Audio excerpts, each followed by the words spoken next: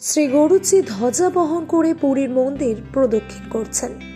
সামান্য নয়, এ যেন এক দেবতুল্য আবির্ভাব। যেখানে পুরীর মন্দিরের উপরে কোনো পাখিরা ওড়ে না, আজ সেই মন্দিরের উপরে তিনি ধ্বজা নিয়ে একা। এ যেন ভগবান জগন্নাথের সেবায় নিজেকে নিবেদন করা, একাগ্র ভক্তি আর আত্মনিবেদন নিয়ে। এই দৃশ্য আস্থার উৎস। গরুজি আমাদের মনে করিয়ে দেন, ভক্তি, বিশ্বাস আর ঈশ্বরের সঙ্গে সংযোগ তা প্রাণী জগতের ঊর্ধ্বে নয়। এই ভিডিও মন কেড়ে নিয়েছে নেটিজেনদের। দেখুন সেই ভিডিও।